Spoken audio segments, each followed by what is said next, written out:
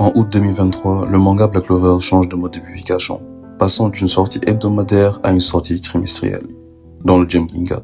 Et depuis, rien ne va plus. L'histoire part dans tous les sens, des événements parfois ni queue ni tête, beaucoup de déceptions, de la frustration chez les lecteurs, seulement 3 chapitres par trimestre, des théories de plus en plus farfelues et ce fameux climax du manga que l'on évoque chaque année sans cesse, sans jamais savoir où l'on va.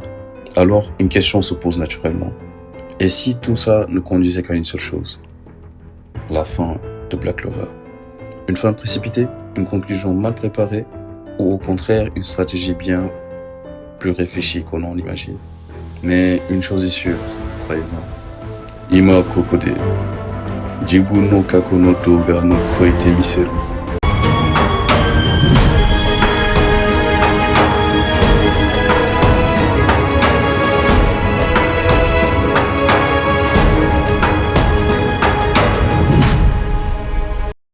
Salut chers chevaliers, j'espère que vous allez bien, c'est Azuki ici, on se retrouve aujourd'hui pour une toute nouvelle vidéo.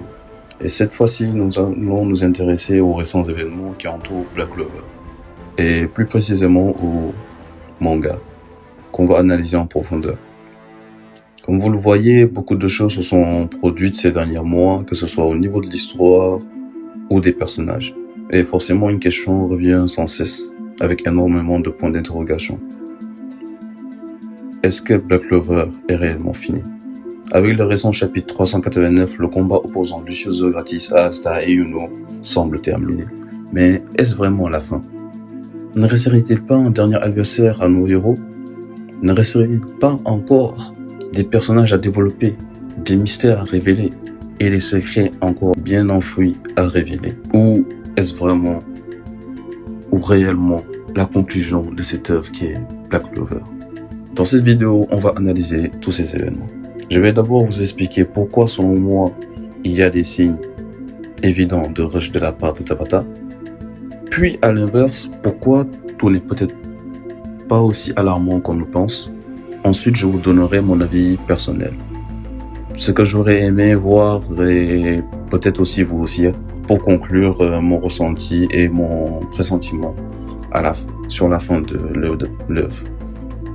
Avant de commencer, n'oubliez pas de vous abonner, d'activer la cloche de notification pour ne rater aucune vidéo. Lâchez un like, ça fait extrêmement plaisir, ça donne vraiment de la force aussi. Donnez vos avis en commentaire, vos ressentis sur le manga, dislikez la vidéo si elle ne vous plaît pas. Vous pouvez aussi me suivre sur Twitter, où je poste régulièrement mes streams. Et maintenant, assez de blabla, passe à la vidéo et je vous dis un bon visionnage à tous. Yuki Tabata, né le 30 juillet 1984 à Koga, dans la préfecture de Fukuoka. Il est aujourd'hui âgé de 41 ans. Il s'est fait repérer en 2001 lorsqu'il soumet sa première œuvre Gatekeeper Akumari au concours du manga Tenkaichi Manga Award, où il obtient la première place. Sacré Tabata. Il est également connu pour d'autres œuvres comme Angry Joker, mais son œuvre la plus célèbre à ce jour reste bien évidemment Black Clover. Le 21 août 2023 marque un tournant très majeur pour les fans et pour Tabata, car il s'agit du dernier chapitre hebdomadaire de Black Clover publié dans le Wiki Shonen Jump, avec le chapitre 368. 4 mois plus tard, que le chapitre 369 fait son retour, mais cette fois-ci dans le Jump Ginga, un magazine trimestriel à l'occasion de l'édition Winter 2023, sorti le 25 décembre 2023. Depuis ce changement, Tabata a pu reprendre son histoire à son rythme et surtout prendre du temps pour lui et sa famille. Car, des explications ça a donné. Il a expliqué que son départ du Shonen Jump a été dû aux exigences de plus en plus ardues concernant le calendrier de parution hebdomadaire qu'il avait mentionné avant et qui était devenu vraiment incompatible avec sa situation d'auteur et sa vie personnelle. Sa femme rencontrait des problèmes de santé. Tabata a donc, après une longue discussion avec sa rédaction, décidé de transférer ses publications vers le Jump Ginga. En rejoignant ce magazine trimestriel, vous le comprenez bien, Tabata bénéficie donc de plus de temps pour se préparer, de préparer ses planches, structurer son récit, de continuer son histoire dans la meilleure des conditions.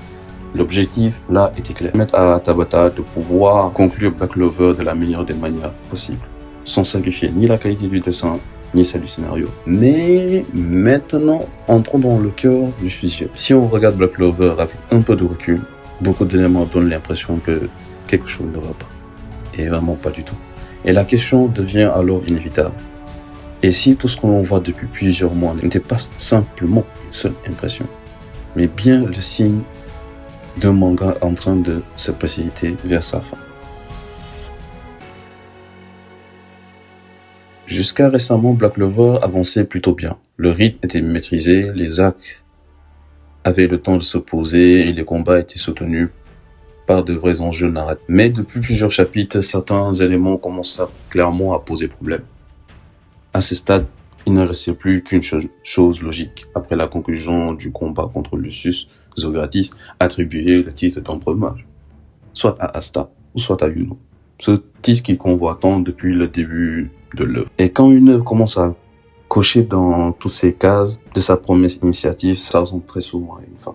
Mais ce n'est pas le seul indice. Le passage au Jump Ginga a eu un énorme impact sur le rythme de narration. Passer d'une publication hebdomadaire à une publication trimestrielle, ça raconte vraiment un changement très radical. Que ce soit au niveau des fans, que ce soit au niveau de d'autres fans, en dehors de ceux de BC, mais aussi d'une grosse population qui constate malheureusement ces changements radicaux. 3 chapitres tous les 3 mois, est-ce que vous imaginez l'ampleur? C'est très peu pour maintenir une tension narrative constante. Et bon, comme résultat, nous avons une hype qui redescend très rapidement au niveau des lecteurs, en dehors aussi des lecteurs. Des théories qui deviennent de plus en plus bancales, des théories un petit peu plus farfelues, que l'on rencontre majoritairement sur Twitter, ou majoritairement, grandement même, j'aimerais dire, sur TikTok. Et certains lecteurs qui finissent par décrocher par faute de rendez-vous réguliers. Et cela se comprend. Maintenir l'engouement pendant 3 mois, surtout à un moment aussi crucial de l'histoire, c'est extrêmement compliqué. Et ça se ressent clairement dans la déception des chapitres. Autre point important aussi à souligner, l'impression que certains arcs sont traités à la va-vite. Des personnages introduits comme toujours majeurs, mais qui sont rapidement mis hors jeu, parfois même en off-screen. Des confrontations attendues depuis des années sont écourtées, voire totalement ignorées. On a souvent l'impression que Tabata veut aller droit au but, quitte à sacrifier des développements pourtant essentiels, et forcément, ça renforce cette sensation de précipitation. Il y a aussi ce fameux terme de super climax que l'on voit aussi chaque année dans différents postes, année après année. À force d'être répété sans véritable conclusion derrière, ça perd aussi son impact. Entre les fausses informations, les mauvaises interprétations et les attentes déçues, beaucoup de fans ne savent plus quoi penser de l'œuvre. Et quand on ajoute ça à certains combats jugés décevants, notamment face au Paladin, le doute devient encore de plus en plus présent. Alors oui, séparément, chacun de ces éléments peut sembler anodin. Et mis bout à bout, il dessine un tableau assez clair, selon moi, et peut-être même pour vous aussi. Celui d'un manga qui donne de plus en plus l'impression de vouloir accélérer vers sa conclusion. Alors là, on sent vraiment que le rush dans certains chapitres, notamment avec le retour des paladins, franchement, leur apparition aurait dû avoir un plus gros impact que ça. Mais au final, ça n'a presque rien servi. Après la fin du combat contre les plus puissants paladins, je parle bien de Morgan, Acier Silva et de Maurice. Le rôle se limite à quelques scènes rapides, vraiment de la peur, en les voyant revenir, de la tension. Pas de vrai développement. Acier qui disparaît quasiment en screen off. Morgan d'un coup. Maurice n'existe même presque que pour régler ses comptes avec le royaume de Jamon. Ça ne va pas plus loin que ça, parce qu'il n'a pas pu conclure avec le royaume de Jamon suite à la défaite de Lucius Zogratis. On avait tellement attendu des moments forts dans cet arc. Tabata avait encore 3 mois pour bien développer ses scènes, mais tout s'est fait à la va-vite. On se demande bien pourquoi. Et oui, les planches restent magnifiques, ça c'est à le noter, de très bonne qualité à chaque fois. Mais les combats clés, l'intensité qu'on attendait n'est pas au rendez-vous. Par exemple, le combat entre Acier versus Mirewa Leona, qu'on avait hâte de voir, mais d'une intensité vraiment énorme dans l'univers de Black Clover, mais il est passé trop vite. Ah, ce combat. Celui que tout le monde attendait depuis plusieurs années. Et notamment, ça a été un flop. Et honnêtement, je pense que c'était l'un des combats les plus attendus de l'œuvre. Plus qu'un Asta vs Yuno, ou un Asta et Yuno vs Lucius. On avait l'affrontement ultime. D'un côté, Assia Silva, l'ancienne femme la plus forte du royaume de Clover, surnommée la princesse guerrière, et d'un autre côté, Mereoleona Vermillon, l'actuelle femme la plus puissante du royaume de Clover, surnommée la Lion sans couronne. Est-ce que vous vous imaginez le potentiel de ce combat?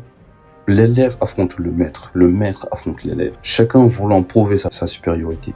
Un combat qui aurait bourré de développement, de respect, de fierté, et même encore des moments encore plus émotionnels non dits. À cause de la malédiction, il lui a été frappé. Assia Silva est partie un petit peu trop tôt, après avoir donné naissance à Noël. Après, de ne pas avoir bien expliqué certaines choses, ben voilà. Mais non, tout a été résumé en screen-off. La déception. La déception. Regardez bien leur exaspération sur leur visage. On voit qu'elle subissait la direction de Tabata. Le combat s'est terminé trop vite. Comme si tout avait été planifié pour aller vite. Mereoleona était clairement frustrée. Elle aurait voulu rejoindre Asta et Yuno pour aller affronter Lucius, mais ce n'était pas son rôle. Pareil pour Assia, qui aurait préféré vraiment un bon duel et pas juste une apparition rapide. Elle qui était vraiment en train de kiffer son combat avec Noël et avec sa famille plus tard. Et tellement de choses à dire à propos aussi de Noël.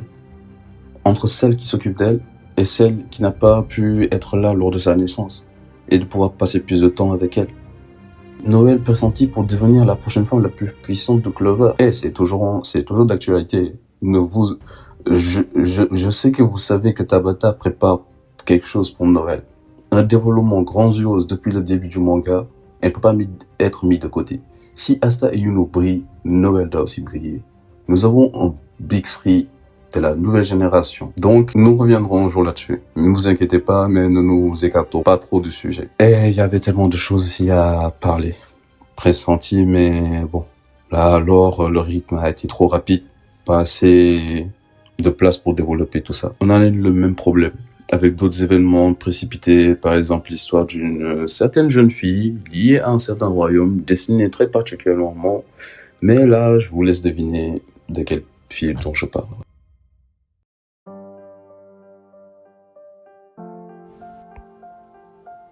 Alors là, on a un autre exemple très parfait dans le rush de Tabata. Charmy et le royaume de Jamon. Franchement, son intervention aurait pu être énorme. Charmy est l'un des personnages les plus originaux et les plus attachants de Black Clover. Personne ne dira le contraire. Personne, pas du tout. Personne ne pourra dire le contraire. Personne attachant, et elle a été inspirée à partir de la femme de Tabata. Et le voir se confronter au défi du royaume de Jamon, ça aurait donné peut-être un moment très épique dans Black Clover. Je vous mens pas. Vu qu'ils sont assez liés, mais non, tout a été très vite mis de côté par Tabata. On a eu à peine de temps de comprendre les enjeux, de savoir son évolution, ou de ressentir le poids de sa force. Les ennemis arrivent, elle agit, hop, et tout résolu en quelques pages. Pas de tension réelle, pas de suspense, pas de développement émotionnel, rien. C'est dommage, c'est vraiment dommage. Très, très, très dommage, parce que le royaume de Jamon avait tellement de potentiel. On aurait pu avoir des stratégies de combat, des combats bien pensés, des alliances surprenantes, ou même encore des moments très drôles, typiques de Charmy. Mais tout est résumé, presque expédié. Et là encore, on sent clairement un rush de Tabata, qui veut avancer dans l'histoire principale, terminer Lucius et se concentrer sur la fin, mais en faisant cela, on perd beaucoup de la saveur du manga. Les combats secondaires, les arcs secondaires, et certains personnages, attention aussi, deviennent presque des figurants dans leur propre histoire. Mais c'est vraiment dommage, parce que ce sont des détails qui donnent vraiment vie à Black Clover. Et sans eux, le manga risque de pas être précipité et aussi mémorable, et aussi de ne pas être mémorable sur le long terme, malheureusement. Parce que beaucoup de points sont à souligner. Beaucoup de points sont vraiment à souligner avec Charmy et le royaume de Jamon. Et on voit des points de similitude. Des points de similitude qui sont vraiment là. Mais, waouh. Avec le royaume de Jamon, lors du chapitre 194, on apprend que Charmy était une sang-mêlée. Mi-humaine, mi-naine. D'où l'origine de sa double affinité avec la magie de coton et celle de la magie de nourriture. Qui nous laisse penser qu'il y a des choses qui se sont passées pendant son enfance. Surtout à l'arc Inokuni, qui renforce encore plus cette théorie, dont j'ai fait une vidéo sur Insta. Allez la voir si vous avez le temps. Je vous mettrai le lien de la vidéo en description. Mais au chapitre 353, on explique aussi que Osharmi était une sauveuse qui avait sauvé le royaume d'Inokuni lors du famine. Et cette Osharmi ressemblerait portée à sa mère ou une personne liée à la famille de Charmi. Mais aussi nous avons un royaume qui se trouvait en pleine pénurie, qui était le royaume de Jamon. Le royaume de Jamon qui n'a toujours pas été développé comme il se doit, qui avait vraiment beaucoup de choses encore inconnues, comme celle de la santé d'un roi. Oui, le royaume de Jamon était bien dirigé par un roi.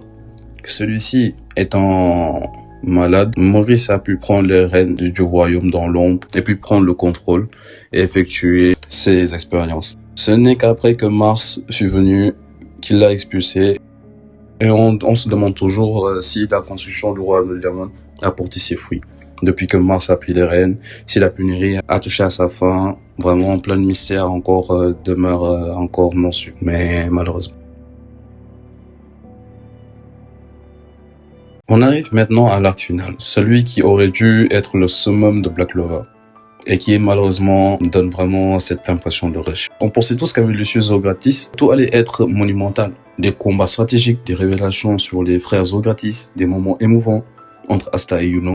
Lucius n'a quasi pas eu de véritable développement en tant qu'antagoniste final. On n'a jamais réellement exploré en profondeur son passé, ses conditions, ce qui l'a poussé à vouloir remodeler le monde. Le premier point qui saute aux yeux, c'est la conclusion de son combat. Sur le papier, on parle de quelqu'un, d'un antagoniste final, celui qui se présentait comme l'ultime empereur-mage, un personnage construit sur plusieurs arcs, et pourtant, sa chute donne l'impression d'avoir été expédié. Faisant son apparition au chapitre 331, Lucius Zogratis s'était présenté comme l'ultime empereur-mage, un antagoniste très différent de ceux que nous avons vus.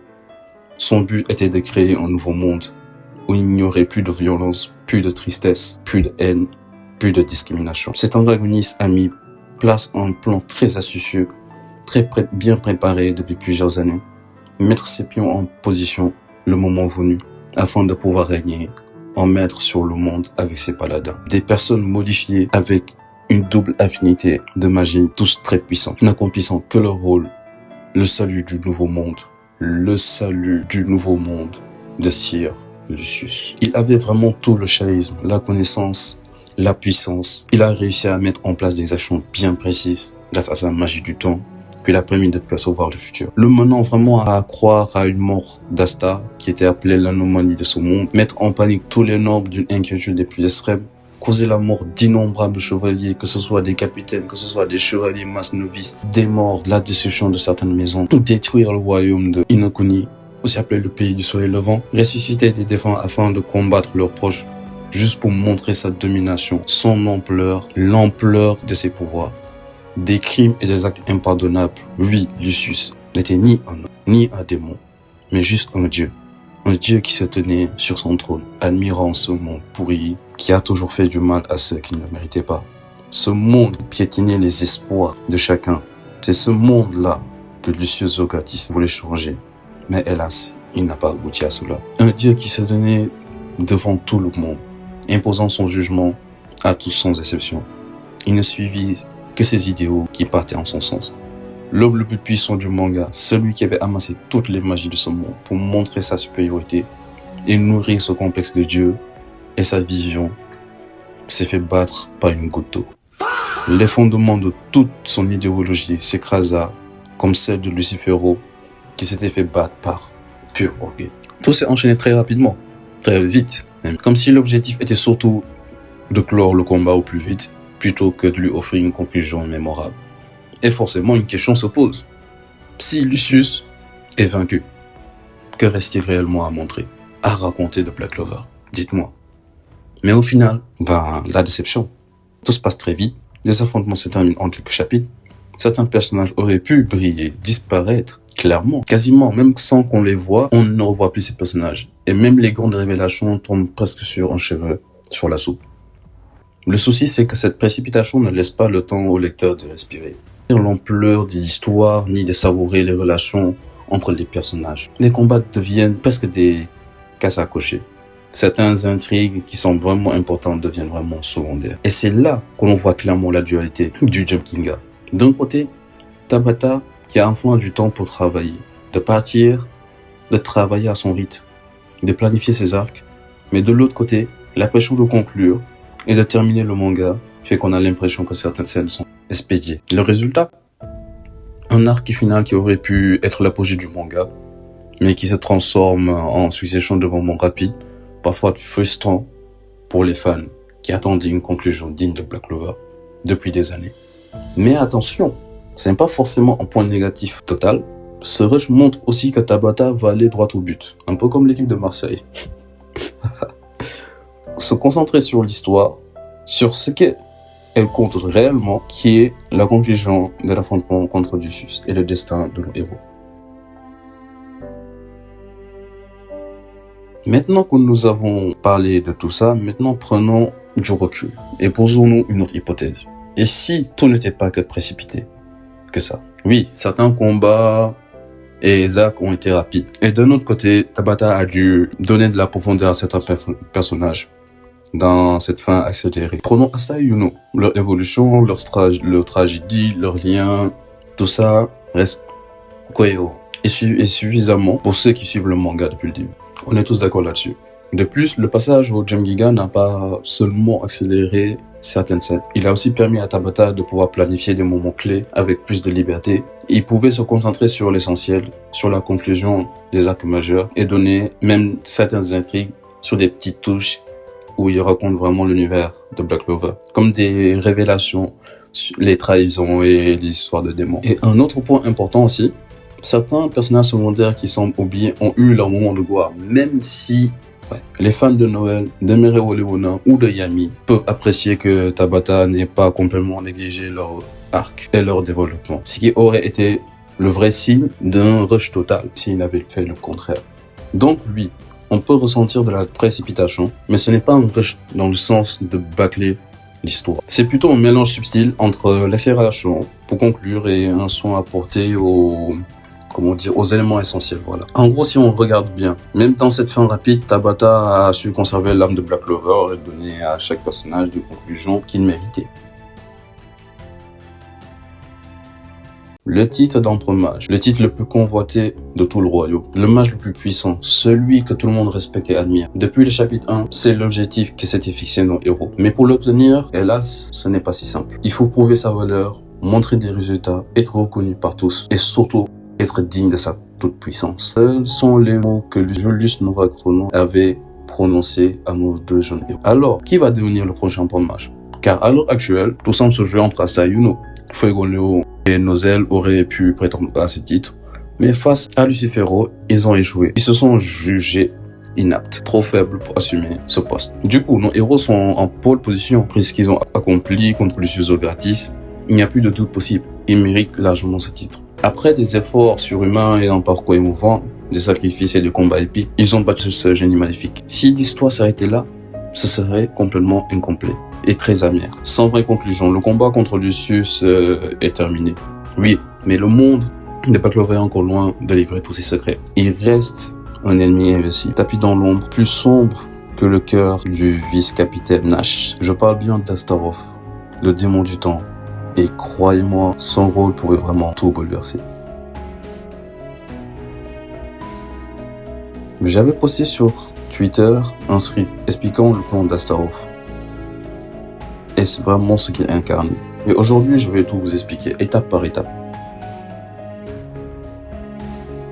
Le nom d'Astaroth vient d'Astarté, une déesse canadienne de la fertilité, de la guerre et de la sexualité. Elle était vénérée avant l'époque de la Bible et derrière elle se cache Ishtar, la déesse mésopotamienne. Dans la Bible, surtout dans l'Ancien Testament, on retrouve plusieurs mentions de divinités féminines canadiennes comme Astoré ou Astoreth. Ces divinités sont souvent accusées par les prophètes d'éloigner le peuple d'Israël de Dieu. Astaré a été considérée comme l'épouse de Baal. Son nom grec Astaré, traduit Astoré, elle porte l'héritage d'Ishtar. Elle-même successeur d'Inanna, la grande déesse sumérienne. Avec le temps, cette figure divine a basculé dans le mal et est devenue un démon, nommé Astaroth. Une transformation qui lie le sacré et le diabolique. donnant à Astaroth toute la puissance et l'aura d'un ennemi redoutable. Astaroth, un nom vraiment qui glace le sang. Le Mogoto, un ancien traité magique, il apparaît à la 29e position dans la liste des démons. Selon le texte, il est un duc très puissant avec l'apparence d'un ange devenu hideux, chevauchant un dragon infernal et tenant une vipère dans sa main gauche. Dans un précédent street, j'expliquais pourquoi Astaroth serait le dernier adversaire. Pensez-y, à chaque arc, là où on pensait que l'ennemi était redoutable, il y avait toujours une grosse menace encore plus pire. Dans l'arc elfe, les elfes semblaient être des menaces quasi ultimes. Mais en réalité, Zagred était encore bien pire, avec sa magie des mots esprits. Et il fallait vraiment pas mal de monde, beaucoup de monde, que ce soit le tout premier empereur mage, le chef des elfes, Asta, Yuno, Yami, et plein d'autres personnages encore pour battre cette anomalie. Dans l'arc Spade, la Dark Triad se met aussi le chaos, que ce soit au royaume d'air, Jamon, Spade et Clover, des êtres si puissants que nos chevaliers mages semblaient vraiment des simples débutants. Alors que Lucifero, lui, il n'était qu'à 50%.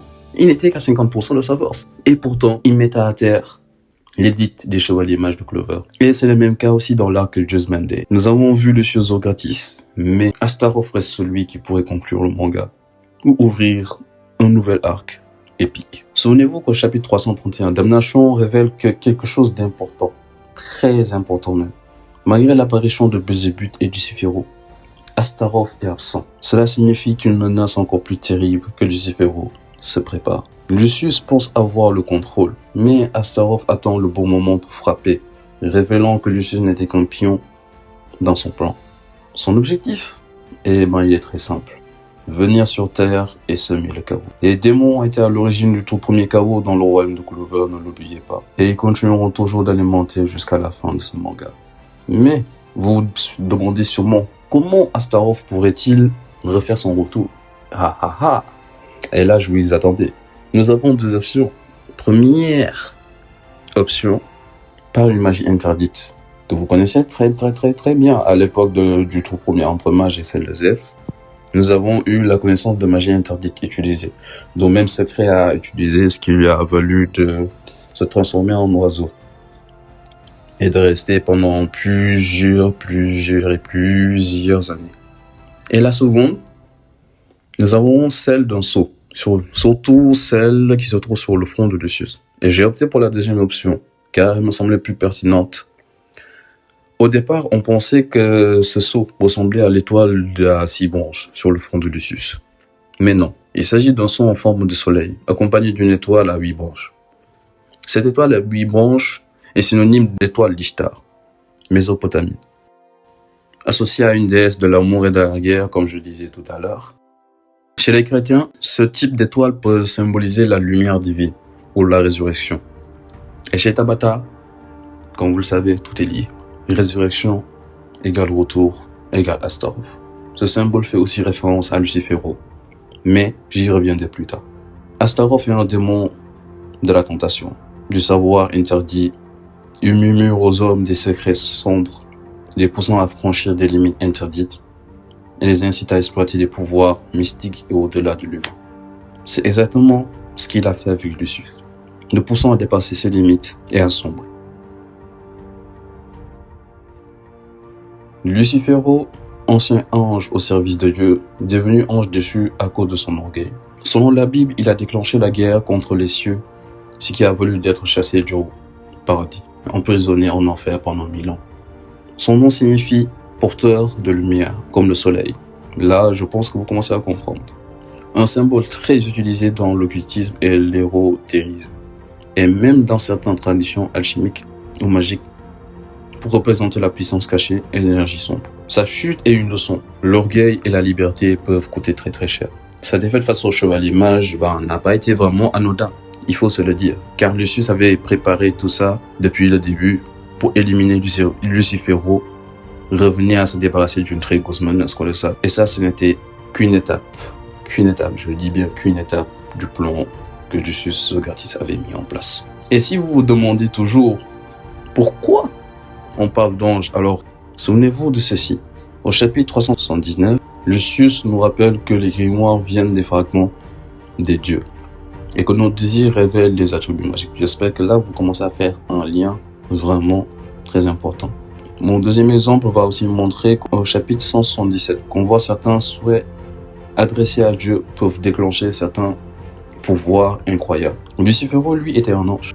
Lucius, lui qui se prend pour un sauveur de l'humanité, une sorte de divinité, comme on le voit lors du titre du chapitre 333. Là, je pense que vous commencez à comprendre, vous voyez un petit peu l'idée où j'aimerais vous guider. Tabata suit d'ailleurs un fil très symbolique avec des références au Christ, aux sœurs, au Père, aux croix et à la Vierge Marie. Mais ça, c'est encore une autre discussion que nous parlerons une autre fois. Le point clé à retenir, c'est le plus dangereux des démons n'a pas encore fait son entrée. Et quand Astaroth apparaîtra, préparez-vous car ce sera vraiment épique et très inoubliable. Bon, maintenant que nous avons parlé de tout ça, je vous ai développé tout ce que j'avais en tête. Il est temps de vous donner mon avis personnel. Et j'ai vraiment beaucoup à dire sur cet arc. Beaucoup à dire sur cet arc, et vraiment très honnête, beaucoup de points m'ont vraiment frustré. La relation entre Asta et Libé. La scène au chapitre 384 est un moment très très fort. D'un côté, nous avons Asta qui fait toute confiance en Libé après son retour. Et de l'autre côté, nous avons un Libé avec une expression triste, avec un sourcil baissé, incapable de lever la main sur la personne qui est chérie le plus, qui est sa mère. On ressent ici toute l'émotion de ce personnage, né démon, maltraité, abandonné, porteur de rage et de colère et de tristesse. Mais ce qui m'a vraiment dérangé, c'est que Tabata n'a pas assez exploité pleinement le lien entre Asta et Libé face à Ishtar. J'aurais aimé voir encore un moment encore plus long où on voit Asta qui réconforte encore Libé, qui le remotive et qui soit là à surmonter cette peine. On sait que les deux sont liés. Si l'un souffre aussi. Au lieu de tout ça, Tabata est parti très rapidement. Il a résolu très rapidement le problème. Comme si la peine de Libé était vraiment juste de passage, et voilà. L'Ishtar en paladin, elle n'a même pas essayé de se battre sérieusement. Elle n'a même pas eu le temps même de réagir. Comme si la scène était vraiment juste un prétexte pour développer Libé. Cette précipitation vraiment réduit vraiment pour moi un impact très émotionnel. On aurait pu être vraiment beaucoup plus puissant si Tabata avait pas pris le temps. S'il avait pris le temps encore de développer, de parler encore plus, mais peut-être bien qu'il garde tout ça pour un prochain arc, qui sera sûrement le dernier arc. La famille Vermillon. Nous allons parler par cas par cas. Et quand je parle bien de la famille Vermillon, je parlerai plus précisément du lion flamboyant. Déjà, pour commencer, Fuegoleon. Fuegoleon nous a sorti un Spirit Dive, les gars. Un Spirit Dive. Tout le monde attendait un Spirit Dive de Fuegoleon. Mais pour moi, ça n'a pas été mis dans une bonne scène. Pourquoi ne l'a-t-il pas sorti à l'Arc Spirit? On se demandait tout ça. S'il l'avait maîtrisé avant, pourquoi nous sortir une phrase en disant « moi aussi, je maîtrise maintenant ce sort ». Pour moi, ça m'a pas vraiment, c'est du fanservice. Fuegoleon est un excellent chevalier mage. Il inspire le respect, il a guidé notre héros. Il a montré d'innombrables choses au jeune chevalier mage. C'est vraiment un chevalier qui incarne le respect, une personne sur qui on peut compter, une personne qui a appris. Mais le seul tic est que Fuegoleon n'a plus apporté beaucoup de choses au monde de Black Clover, et ça depuis l'arc Elf. Il n'a plus vraiment brillé. C'est vraiment dommage, mais bon, il n'est pas le seul. Nous avons aussi William, cette fraude aussi de Kaiser aussi. Même Jack a eu son développement, masterclass. J'aimerais vous dire, Jack, malheureusement, on peut rien dire sur lui. Masterclass, un développement masterclass. Ne sous-estimez jamais les petits insectes. Jamais, je vous le redis, ne sous-estimez jamais plus les insectes. Faites attention, mettez du respect sur Jack. Mettez du respect sur Jack, les gars. Je vous le redis. Jack nous a laissé une masterclass. Une master Jack, clairement. Ouais. Bon, passons ensuite à Mereoleona. Bon, Meruo Leona, comme vous le savez, était vraiment du niveau invincible. Et sa maîtrise du mana transcendait vraiment tout. Et logiquement, pour moi, elle aurait dû mourir. Bah, qu'on soit tous clairs, qu'on soit d'accord. Les fans de Meruo Leona, déjà, je vous demande pardon. Je sais que vous tenez vraiment bien à ce personnage. C'est vraiment un personnage qu'on aime bien, qui inspire vraiment la force brute à l'état pur, qui sait contrôler son mana et tout. Mais, soyons logiques. Meruo Leona a transcendé ses limites. Au point où, vraiment, à l'heure actuelle, elle est quasiment invincible. Donc, pour moi, elle aurait dû mourir à cet instant, quand le combat avait touché à sa fin. Parce que, dites-vous, que si elle reste encore vivante, elle est invincible. Donc, c'est la plus forte de Clover, car elle a atteint le point ultime de son évolution. Elle a atteint le mana. Ça veut dire qu'elle est plus forte qu'un Asta et plus forte qu'un Yuno. Il faut dire les termes, les gars. Il faut se dire les termes. Meruo Leona est la véritable anomalie de ce monde. Meruo Leona n'a rien à voir, rien à envier aux autres capitaines de compagnie. Qu'on soit tous clairs. Ça, c'est sûr. Qu'on soit tous clairs, qu'on soit d'accord là-dessus. Car là, on parle de nombre mage. Un nombre mage est celui qui dirige son pays avec une puissance. Et cela, ça détruit vraiment un équilibre de puissance. Si un nombre mage doit vraiment être la personne la plus puissante, on ne peut pas avoir quelqu'un qui est du même niveau qu'un nombre mage ou qui le dépasse. Donc ça dilue la hiérarchie sur cet enjeu. Si vous me comprenez très bien. On ne peut pas avoir quelqu'un encore plus fort que l'ombre mage ou même niveau que l'ombre mage. Parce que l'ombre mage, il doit être unique. C'est une personne qui est admirée par tout le peuple et qui est considérée comme la personne la plus puissante. Maintenant, parlons vite fait de Léopold, qui est venu, qui a fait une entrée très fracassante, on va dire, digne de Lyon, qui n'est pas encore à un niveau ultime. On s'attendait vraiment beaucoup de mieux, mais quand même, il a montré beaucoup de choses, notamment qu'il maîtrise vraiment son mana méthode, surtout en pouvant envelopper tout autour de son corps. Une technique qu'il a perfectionnée lors de l'arc R, et avec un beau développement, bon, même qui montre pas certaines incohérences, mais pour le reste, vraiment, ça a été une masterclass. Non, parlons du cas Adramelech.